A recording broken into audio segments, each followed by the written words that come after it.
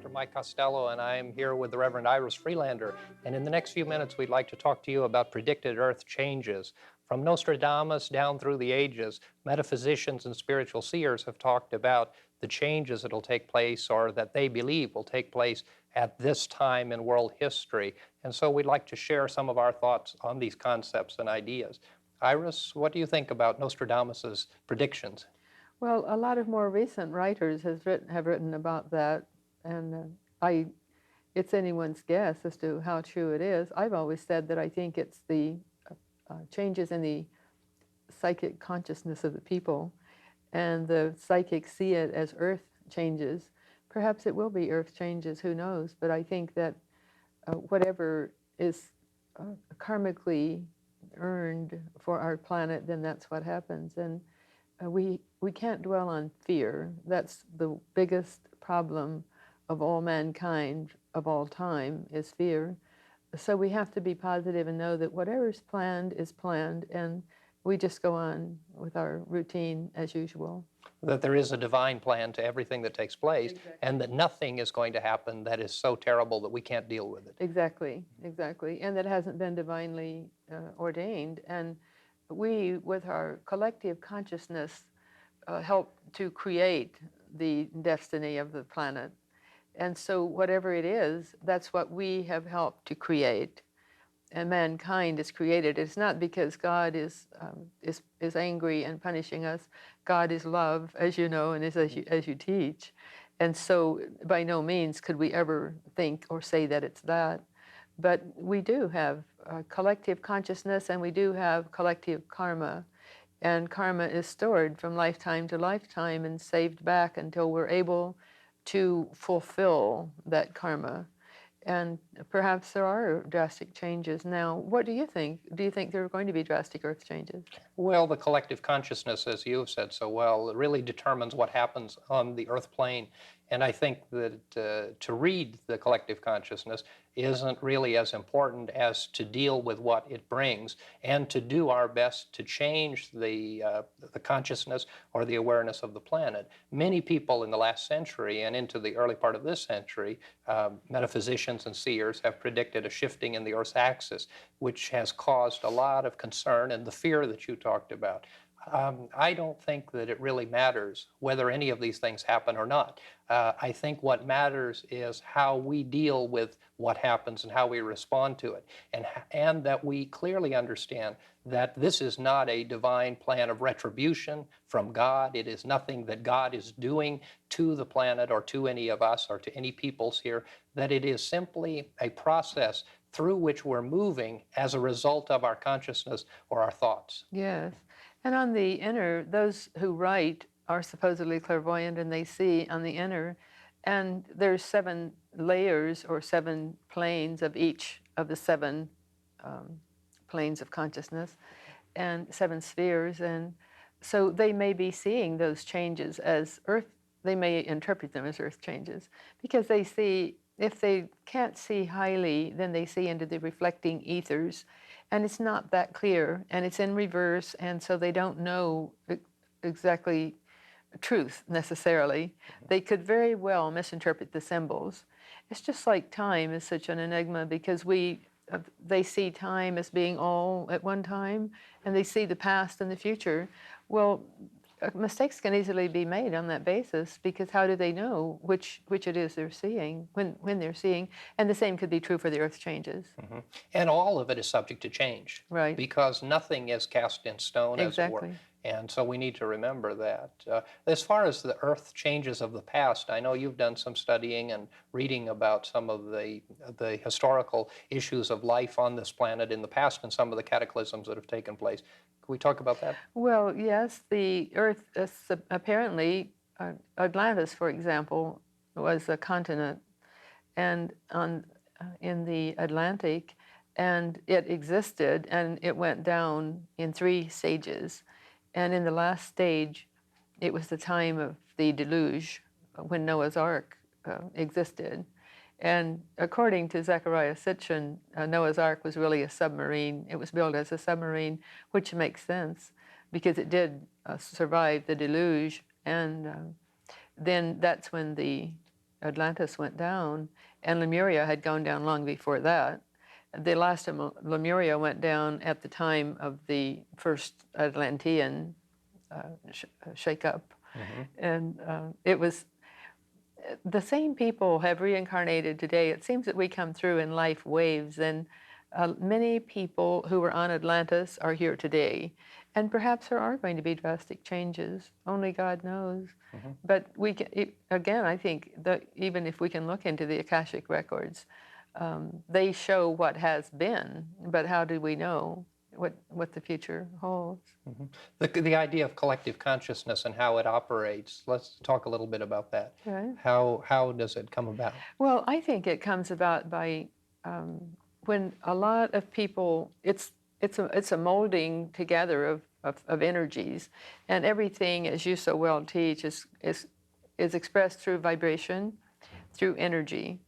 And so the collective consciousness builds to one instead of many. And a good analogy of that are group souls of the animal kingdom. In the animal kingdom, they evolve into having a separate individual soul, but as they are evolving, they have a group soul, which doesn't quite make sense, but they have a guardian, everyone has a guardian angel, and who's reached a certain stage of consciousness, and so do the animals. But in the animal kingdom, they have a group angel. One angel guards the whole a group. So it's as above, so below, and whatever we've evolved from, the pattern is still there in the same way. So collective consciousness is just that. It's all the thoughts collectively, and whatever we do impacts on the whole. It's just like if I go through my life being moody, gloomy, and depressed and fearful, it brings down the collective consciousness. If I go through life being happy, cheerful, upbeat, it lifts the collective consciousness. And so it behooves all of us to be cheerful and upbeat and non-fearful, because it does affect the whole. And that doesn't quite seem fair, but it's the way life is. Well, and life is a process of the dynamic of mind, and mind creates, and that process of the creative power of mind is the fundamental of consciousness. And also an important thing that I think we need to remember that you touched upon is that as we create a vibration or a consciousness of either gloom and doom or joy and happiness, of poverty or of prosperity, we attract that vibration and that consciousness to us. Yeah. And so we surround ourselves with people of like thought and like consciousness. And the vibration of the collective consciousness in our circle is exactly what we create and attract. And that's why it's so important that we're careful of the way that we think about ourselves first and foremost, and about life in general, because just exactly the way that we think will be the creative process into which we will be called. Exactly, and some of the old wives' sayings are so appropriate, like a man is known by the company he keeps, one is known by the company he keeps, and that's true. We, as you said so well, we draw that to us, which is of our own essence, and we can't, it's not like we can't be too careful, that's not the way. We can inspire others around us to be lifted. And perhaps we've been drawn to some of those who are less than cheerful, because it's our karmic duty to help lift them, because in another lifetime, who knows how they've lifted us.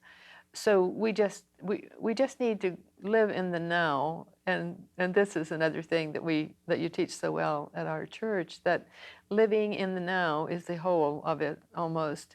Because it's how we live each day that counts. And whatever comes into our life is not necessarily like we've drawn evil to us if it's not pleasant, but it's an opportunity for us to expiate old karma, and an opportunity for us to help our fellow man.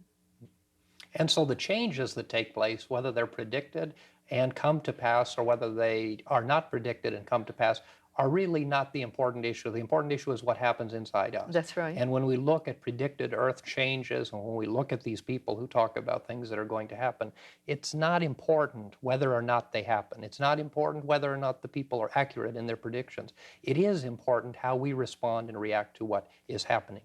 Right. And if we have faith enough in the divine being, then we're not going, and in our own invincibility, then as a child of God, which we each are, and we're all one, it's all that divine connection, each person to another, then we're going to really live to our highest and have faith that whatever happens is something that's not inevitable in a defeatist sense, but that it's a divine plan. And the things that happen really create for us opportunities to become overcomers, to become victorious, and to deal with whatever comes, Yes. regardless. Yes, even though there might be earth changes, and even though the earth might shift on its axis, again, it's beyond our control, and it's something that's inevitable if that indeed is true. And at one time at the Wetterhorn Glacier in Switzerland, I had an experience of going into a vision-like state, and I saw the earth shift on its axis. And not that I think it's going to again in our time, but only God knows if it is or not. But I saw the earth shift, and what had been like a playground for the Deva kingdom, a South Sea Island scene, was then a mountain fastness of snow and ice. And then I saw the great animal, the huge animal that looked like a bear-like creature. And so I think that we can all go into those states if we wish to and see what's happened in the past. And we can see what's happening in the future, but it doesn't mean it's necessarily going to happen. And I think so often we get enthralled with the idea that we can predict or that someone can predict, and we lose the fundamental point, which is how are we going to respond? What's going to happen in our life when this happens to us? Yes. Well, it wouldn't be any different than what we would do if any other disaster or tragedy struck. It's that we would just live to the highest of our ability each day and help those whom we could help. Some people talk about leaving California because they know California is going to fall into the ocean. Well, I've said, I hope I go very quickly if that's the case, and I'd rather be here, or if there's a conflagration of an atomic blast, because I think we would all rather go very quickly, and it wouldn't matter where we are if we're going quickly, and if we're in a safe place, well, it would be awfully hard to live, to complete this life cycle under those circumstances. I'd rather go onto the inner and start over again. And also there might be the chance that if there is a tragedy, we would be able to help those who are less knowledgeable and more fearful than we. And that would be a blessing if we could help lift the consciousness of others and help them survive any disaster that might occur. And to me, that would be more of a blessing than to go into a safe place and just sit there and know that horrible things are happening to other people. And our lives are not the sum total of this earthly experience. And I think it's really important for us to know the truth, and that is that we're eternal beings, we're spiritual beings, and that our life experience as we know it is going to transition. There's going to be a change. And so I think often when people look at predictions of world changes, they lack the faith in eternal life and in the natural progression of the spiritual being or the spiritual essence of their being.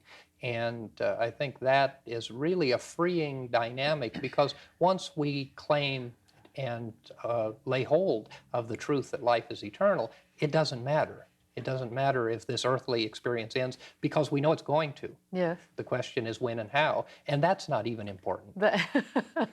That's so important that we remember that none of us are going to live eternally here on earth, but that life is indeed eternal. And there's a continuation for all of eternity. And we're here for the purpose of working our way back to God. And whatever we can do along the way to help others is a wonderful blessing, and it's a wonderful opportunity for us. And so it's whatever the changes are, we can face them because we know that that's the divine plan. There have always been earth changes, though, Exactly. in truth, and there have always been disasters, and there have always been times of joy and happiness, and that is just a part of the earthly condition, because the earth is in the process of change and transition. I think it's important, too, that we touch on the fact that we believe that this entire planet is now moving into a new age and is passing from the Piscean age into the Aquarian age, and because of that, the consciousness of the planet, the collective consciousness, is ready to make a transition, and the planet itself is making a transition. And there is the process of birthing that's taking place. And birthing causes a lot of unhappy experiences, but out of it comes a new birth and a new way of life. Happiness and joy, and we forget the birthing process of the pain endured when we see that the baby, and that will be true of our consciousness. I know, I agree with you, and it has to be something that we all keep in our consciousness and that we know in our hearts to be true. Mm-hmm. And one way we can do that is through meditation. I've been, as you know, teaching meditation, and you've been meditating for many years. And in meditation, we assess ourselves, and we know our attunement with God the whole. And so through meditation, we can look at the Akashic records, and we can ask for help, and we can ask for information. And I believe we can get the help that we need, whatever it is, whatever our fears are, they can be alleviated through meditation, because those great ones on the inner are always there to help us, and the angelic kingdom is always there to help us. So whatsoever you shall ask in prayer, believing, you shall receive. And I know that it's true because I've had so many wonderful examples in my own life where I've been troubled and had going through a very traumatic time. And then the answers are there, or the help is there. And I know that's true for all of us, and I've seen it happen in other people's lives, even more remarkably than in my own. And as we embark upon prayer and meditation, it's important that we detach from our own consciousness Right. and attach to the divine consciousness. Because if we go into prayer and into meditation with our fears and with our thoughts, we tend to go into this peaceful place with these thoughts and ideas, and it can create for us something less than what we would want to have.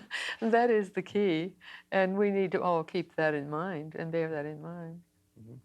But meditation, of course, is a wonderful way to connect the collective consciousness and to raise the collective consciousness and get it in unity with the divine power of God. Yes, it makes a big difference. At the Edgar Cayce Foundation in Virginia Beach, they found that 30 seconds of meditation changed the endorphin level in the body. Mm-hmm. And so we know that if that's true, which we know that it is true, then 5 minutes of meditation once or twice a day is going to make a great deal of difference in the collective consciousness, in our own way of viewing life, and in our way of handling problem situations.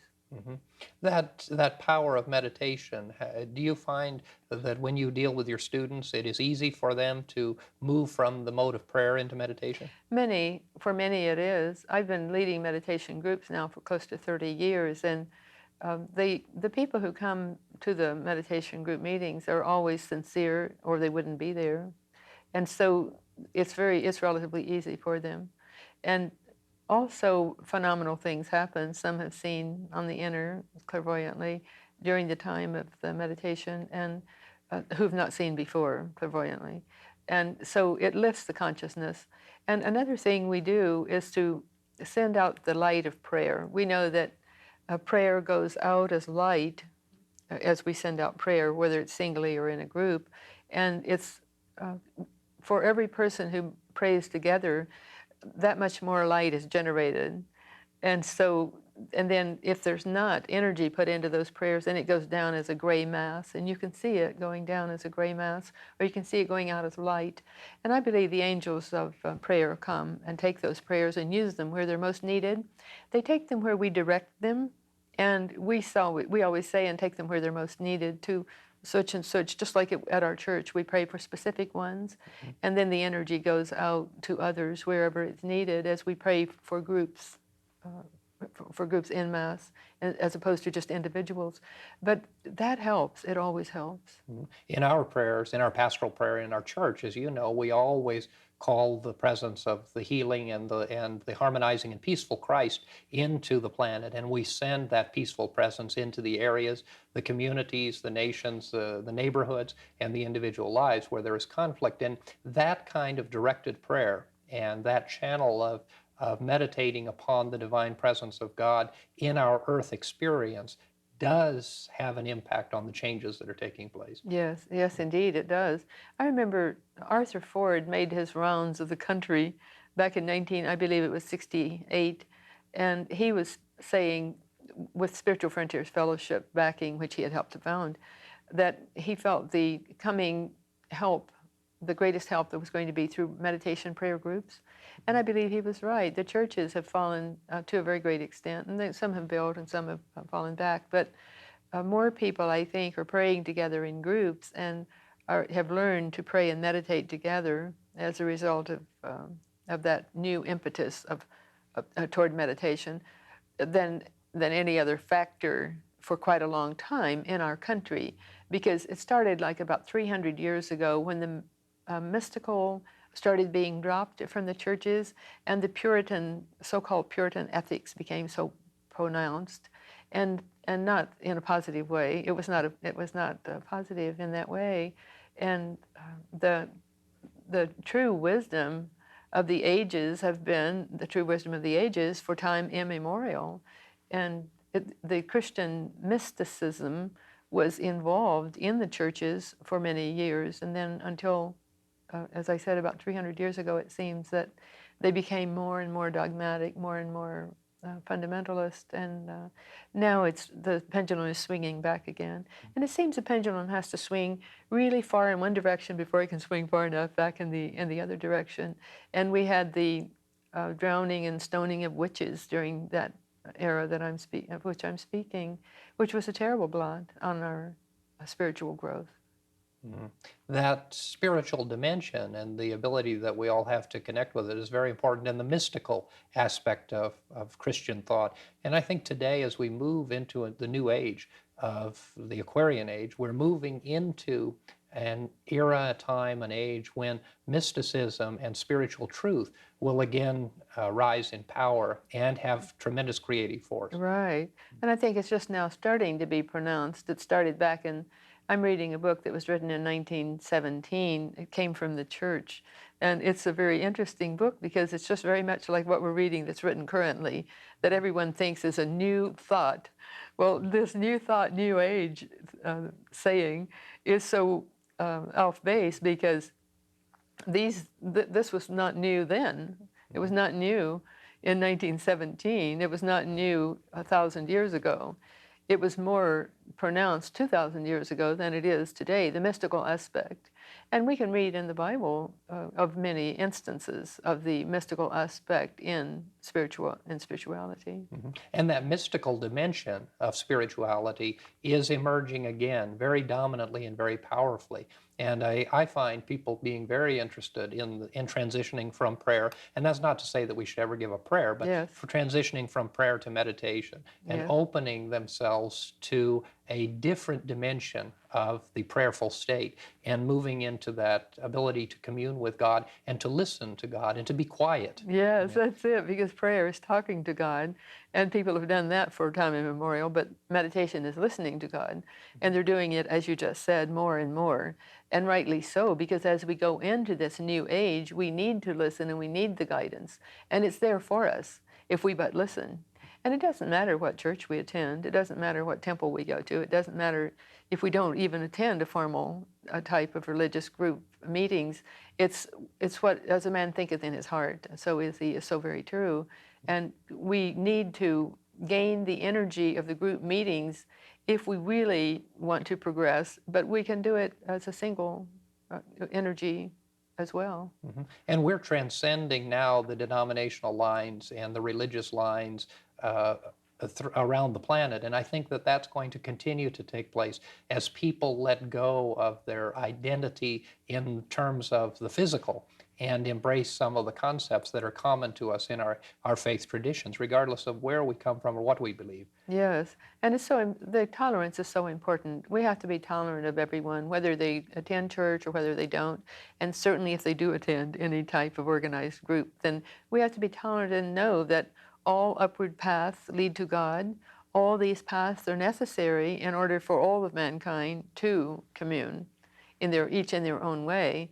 So it's not that one is better than the other, it's that they're all necessary. And that's a very important issue. I think we have to have tolerance one of another, and we have to respect each other and stop trying to convert people to our way of thinking, but instead invite them to integrate our way of thinking with their existing way of thinking. It's Exactly. possible to continue to be a Catholic or a Confucian or a Baptist or a Buddhist or a Methodist, a Muslim or an agnostic or an atheist and still be connected to that which is divine. God doesn't change how he feels about us because of the way we behave or what we say. Yes, and it's possible to be totally spiritually oriented and not be a part of any religious group. Mm-hmm. And it doesn't, and so certainly we don't want to criticize anyone for any path they may choose, because each individual path is just that.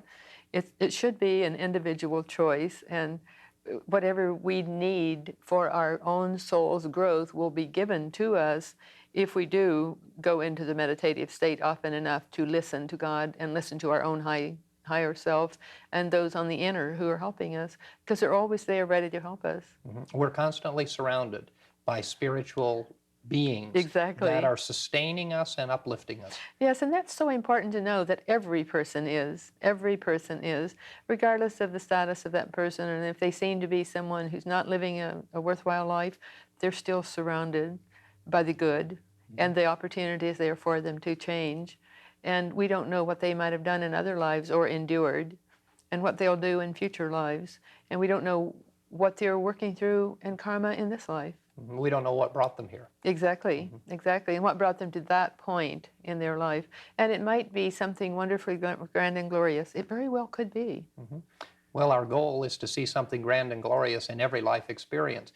And in the last few minutes, Reverend Freelander and I have been sharing with you some thoughts on coming Earth changes. And it doesn't really matter what changes come to planet Earth. What really matters is our ability to be the perfect and whole children of God that we have always been, and that we deal with that which comes. We hope you found this talk enjoyable, and we look forward to seeing you next time. Rights every wrong, dynamic power helps me be strong. Confident living comforts my heart. From such a blessing I can't depart. Confident living helps me expand visions of value, the kingdom at hand.